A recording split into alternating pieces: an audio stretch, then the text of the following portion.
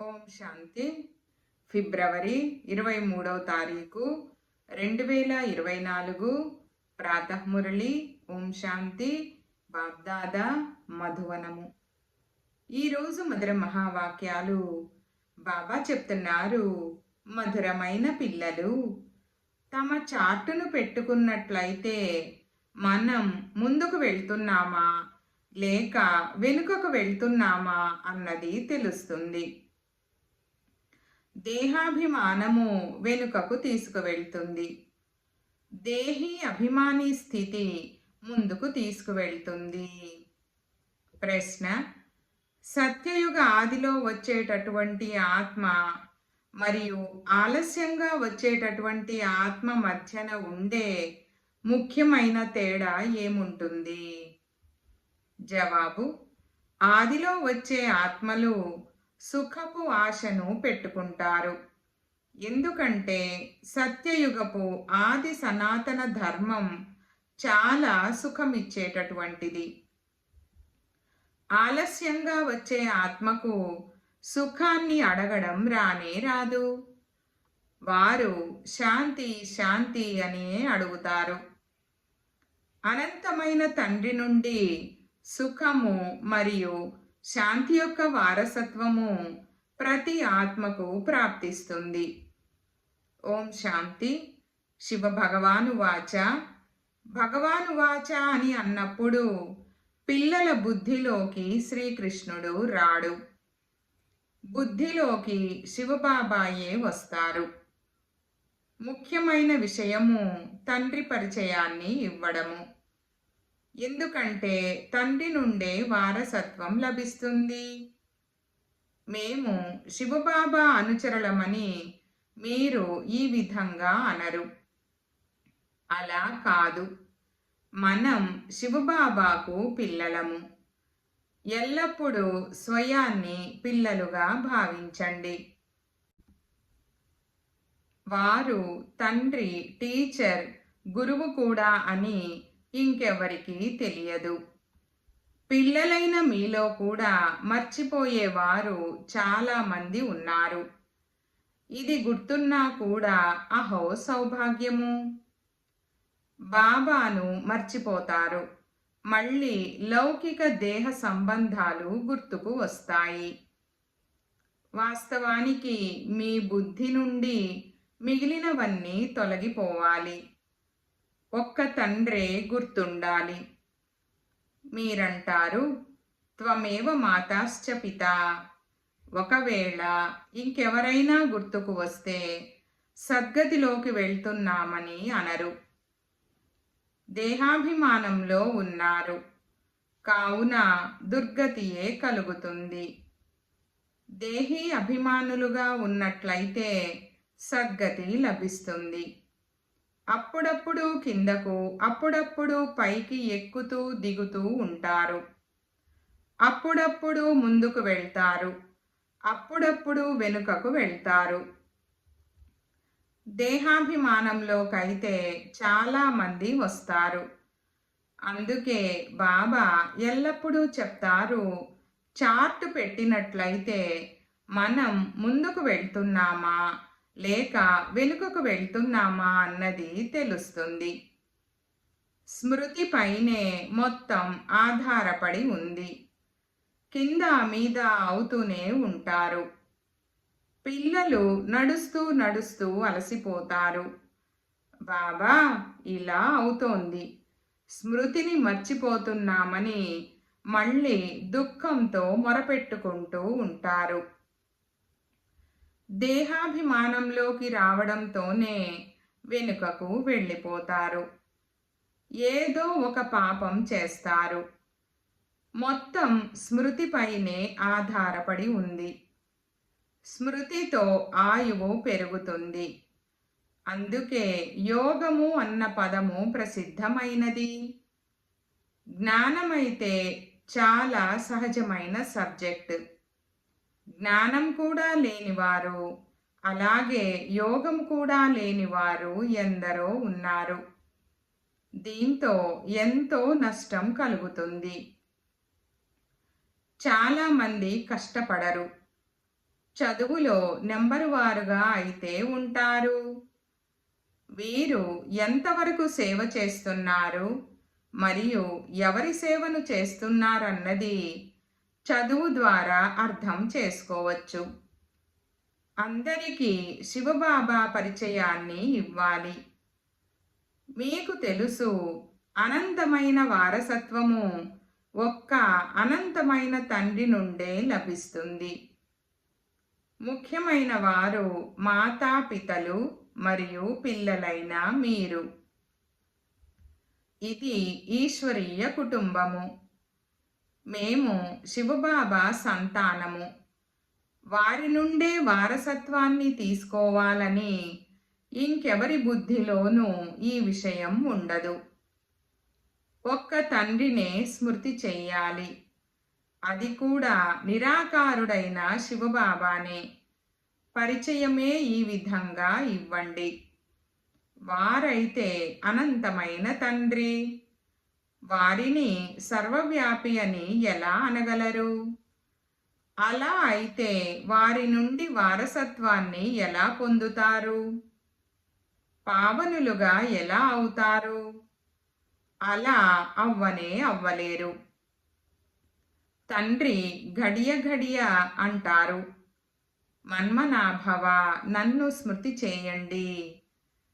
ఇది ఎవ్వరికీ తెలియదు. వాస్తవానికి శ్రీకృష్ణుడి గురించి కూడా అందరికీ తెలియదు. ఆ నెమలిపించదారి ఇక్కడకు ఎలా వస్తారు? ఇది చాలా ఉన్నతమైన జ్ఞానము. ఉన్నతమైన జ్ఞానంలో తప్పకుండా కొంచెం కష్టం కూడా ఉంటుంది. సహజము అన్న పేరు కూడా ఉంది. తండ్రి నుండి వారసత్వాన్ని తీసుకోవడం అయితే సహజమే కదా. పిల్లలు కష్టమని ఎందుకు భావిస్తున్నారు? ఎందుకంటే తండ్రిని స్మృతి చెయ్యలేరు. బాబా పిల్లలకు దుర్గతి మరియు సద్గతి యొక్క రహస్యాన్ని కూడా అర్థం చేయించారు. ఈ సమయంలో అందరూ దుర్గతిలోకి వెళ్తున్నారు. మనుష్య మతము దుర్గతిలోకి తీసుకువెళ్తుంది. ఇది ఈశ్వరీయ మతము. అందుకే బాబా వ్యత్యాసాన్ని తయారు చేయిస్తారు. మనుషులు ప్రతి ఒక్కరూ తమను తాము ప్రశ్నించుకోవాలి, నేను నరకవాసినా లేక స్వర్గవాసినా? ఇప్పుడు సత్యయుగం ఎక్కడ ఉంది? కానీ మనుషులు ఏమీ అర్థం చేసుకోరు. సత్యయుగాన్ని కూడా కల్పనగా భావిస్తారు. అనేక మతాలు ఉన్నాయి. అనేక మతాలతో దుర్గతి లభిస్తుంది. ఏక మతముతో సద్గతి లభిస్తుంది. ఇదైతే చాలా మంచి స్లోగన్. మనుషులను దుర్గతిలోకి తీసుకువెళ్తారు. ఒక్క ఈశ్వరుడే అందరికీ సద్గతినిస్తారు. కావున మీరు శుభాన్నే పలుకుతారు కదా. తండ్రిని మహిమ చేస్తారు. వారు సర్వులకు తండ్రి, సర్వులకు సద్గతినిస్తారు. పిల్లలకు తండ్రి ఎంతగానో అర్థం చేయించారు. ప్రభాత సమయంలో ఊరేగింపు చేయండి. హెవెన్లీ గాడ్ ఫాదర్ మాకు ఈ పదవిని ప్రాప్తింపజేస్తున్నారు. ఇప్పుడు నరకం యొక్క అంతిమము రానున్నదని చెప్పండి. అర్థం చేయించడంలో శ్రమ అయితే చేయవలసి ఉంటుంది. విమానాల ద్వారా కరపత్రాలను వేయవచ్చు. మనమైతే ఒక్క తండ్రి మహిమనే చేస్తాము. వారే సర్వుల సద్గతి దాత. తండ్రి అంటారు, పిల్లలు, నేను మీకు సద్గతిని ఇస్తాను. మళ్ళీ మీకు దుర్గతినిచ్చేవారు ఎవరు? అర్ధకల్పము స్వర్గము, ఆ తర్వాత నరకము అని అనడం జరుగుతుంది. రావణ రాజ్యం అంటేనే ఆసురి రాజ్యము. రావణుడి తప్పుడు మతము ద్వారా కిందకు దిగజారుతూనే వస్తారు. పతిత పావనుడు తండ్రి ఒక్కరే. మనం తండ్రి ద్వారా విశ్వానికి యజమానులుగా అవుతున్నాము. ఈ శరీరము నుండి కూడా మోహాన్ని తొలగించి వేయాలి. ఒకవేళ హంస కొంగ కలిసి ఉన్నట్లయితే మోహం ఎలా తొలగుతుంది? ప్రతి ఒక్కరి పరిస్థితిని చూడడం జరుగుతుంది. ధైర్యం ఉంది. మీ శరీర నిర్వహణను మీకు మీరుగా చేసుకోగలరన్నప్పుడు మరి ఎక్కువ జంజాటాలలోకి ఎందుకు చిక్కుకుంటారు? కడుపు ఎక్కువేమీ తినదు. కేవలం 2 రొట్టెలను తినండి. ఇంకే చింత లేదు. అయినా మీతో మీరు ప్రతిజ్ఞ చేసుకోవాలి. తండ్రినే స్మృతి చెయ్యాలి. దాంతో అన్ని వికర్మలు వినాశనం అయిపోవాలి. దీనర్థం వ్యాపారం చేసుకోకూడదని కాదు. వ్యాపారం చేయకపోతే ధనం ఎక్కడి నుండి వస్తుంది? అడుక్కునేదైతే లేదు. ఇదైతే ఇల్లు. శివబాబా భండారము నుండి తింటారు. ఒకవేళ సేవ చేయడం లేదు, ఊరికే అలా తింటున్నారంటే అడుక్కుని తినడం వంటిది. 21 జన్మల తర్వాత సేవ చేయవలసి వస్తుంది.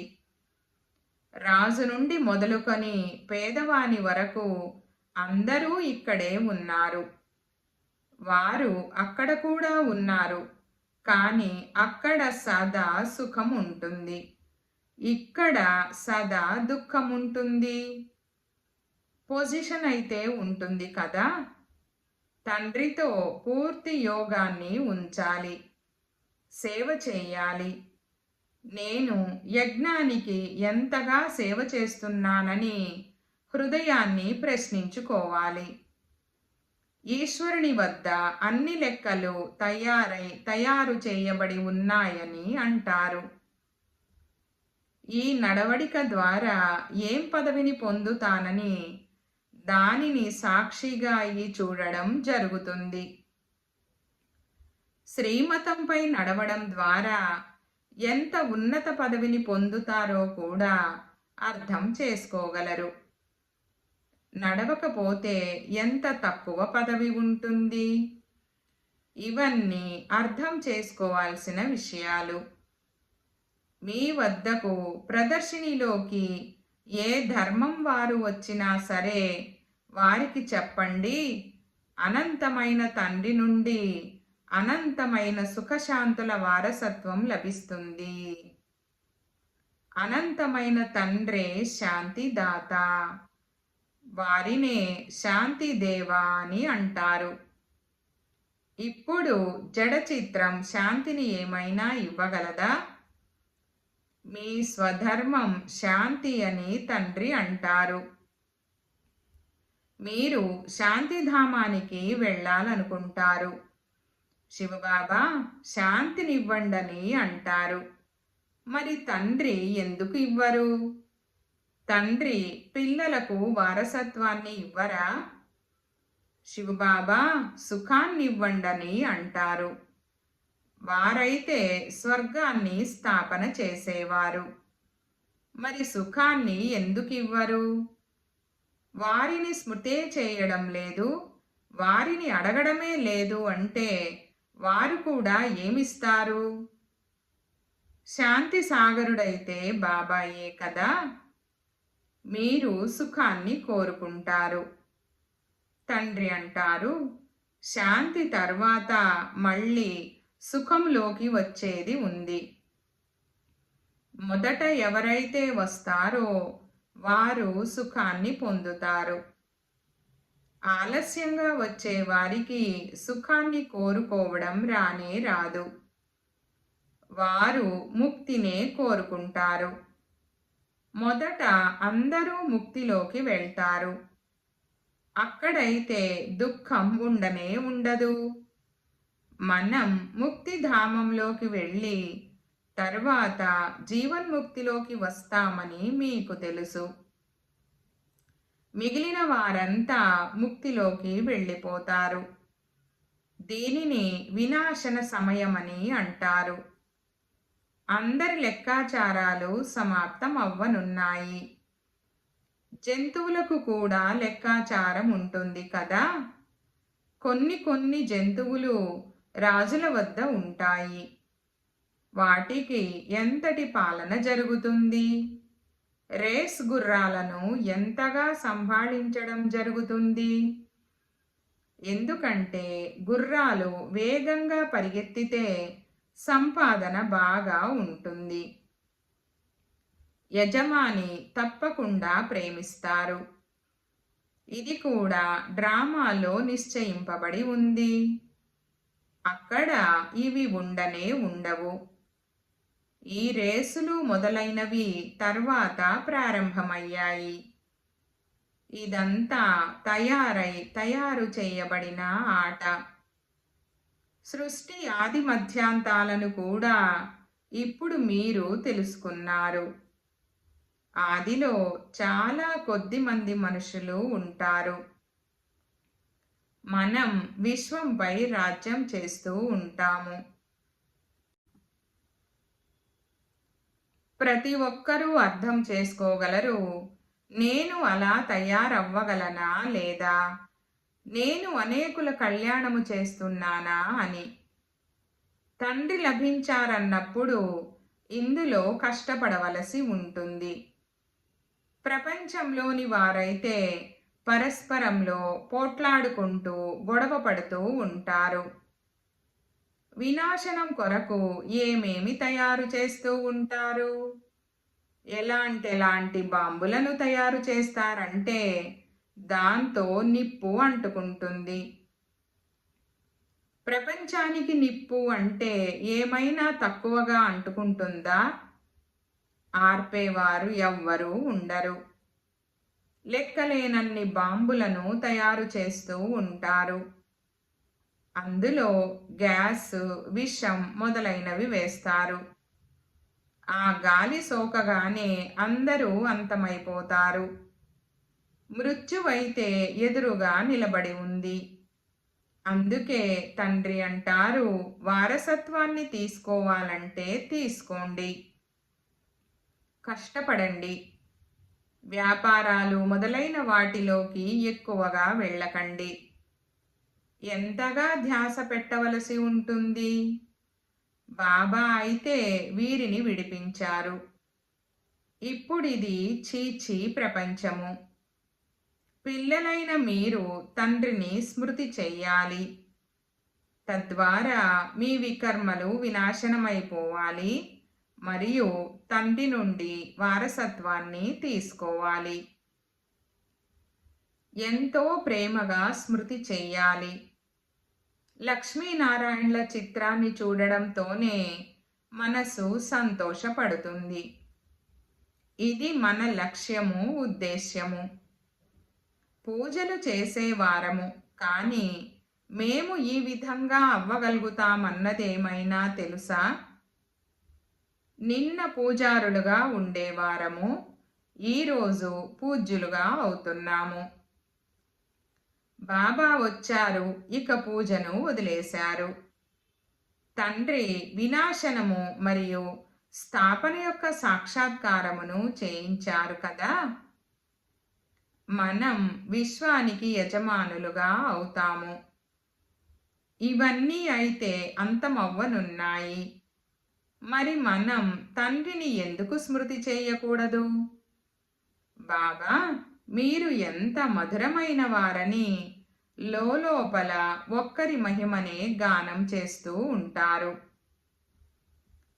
మీకు తెలుసు, ఆత్మలైన మనందరికీ తండ్రి వారొక్కరే. వారి నుండే వారసత్వం లభిస్తుంది. మనం భక్తి మార్గంలో వారిని గుర్తు చేసేవారము. వారు పరంధామంలో నివసించేవారు. అందుకే వారి చిత్రము కూడా ఉంది.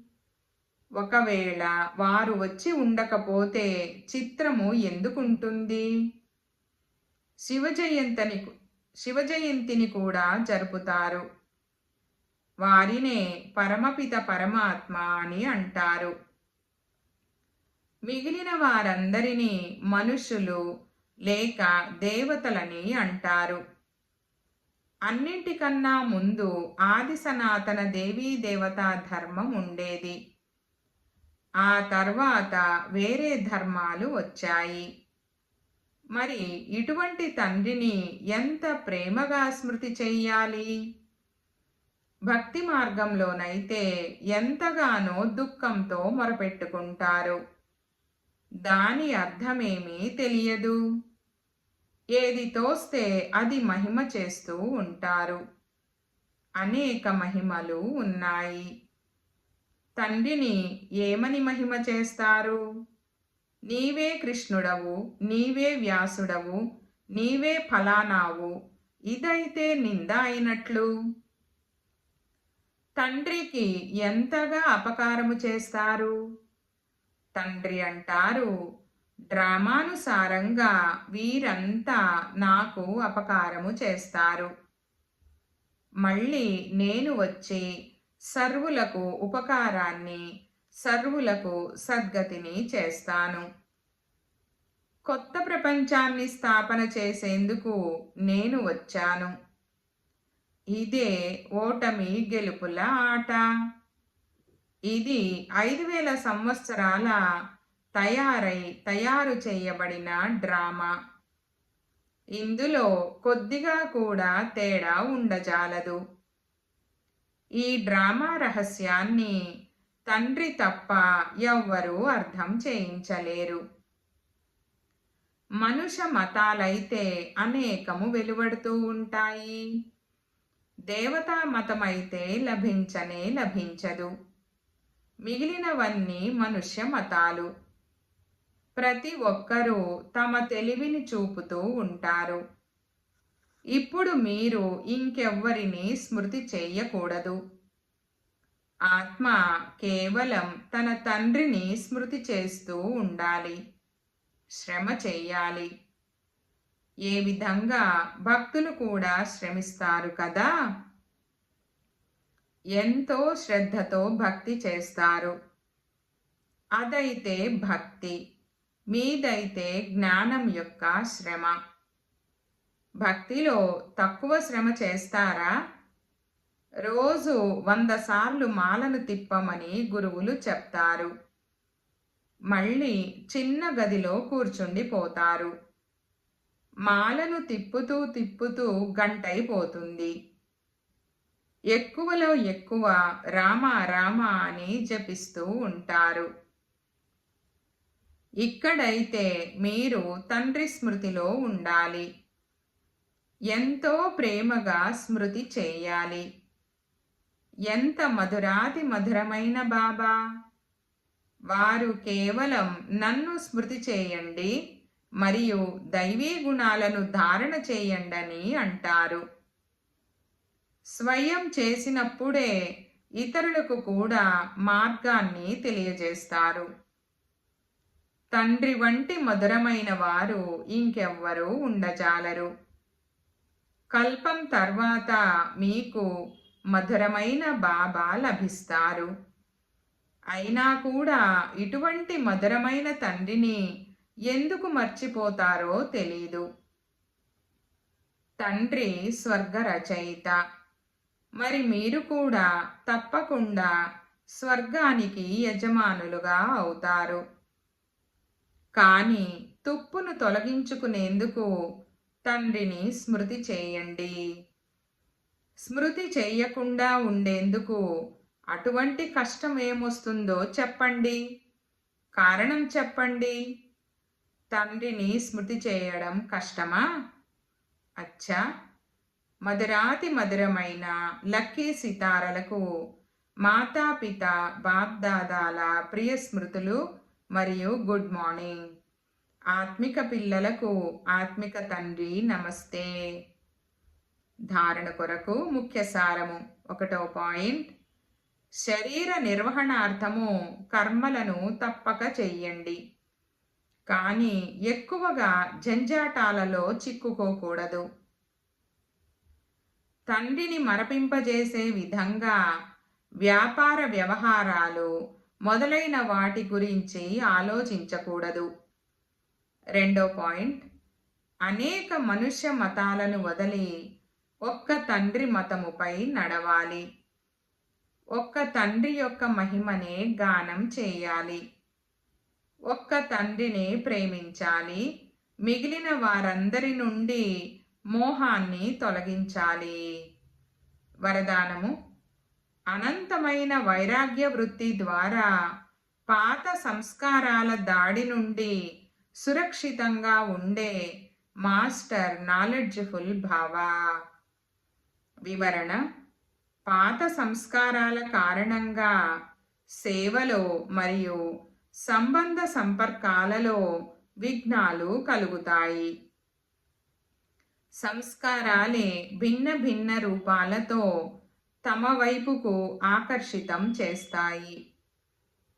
ఎక్కడైతే ఏదో ఒక వైపుకు ఆకర్షణ ఉంటుందో అక్కడ వైరాగ్యము ఉండదు. సంస్కారాల యొక్క దాగి ఉన్న అంశము ఉన్నా కానీ సమయమనుసారంగా వంశం యొక్క రూపాన్ని ధరిస్తాయి, పరవశం చేస్తాయి. కావున నాలెడ్జ్ఫుల్గా అయ్యి అనంతమైన వైరాగ్య వృత్తి ద్వారా పాత సంస్కారాలు, సంబంధాలు, పదార్థాల దాడి నుండి ముక్తులుగా అవ్వండి. అప్పుడు సురక్షితంగా ఉంటారు. స్లోగన్: మాయ విషయంలో నిర్భయులుగా అవ్వండి మరియు పరస్పర సంబంధాలలో నిర్మాణ చిత్తులుగా అవ్వండి. ఓం శాంతి.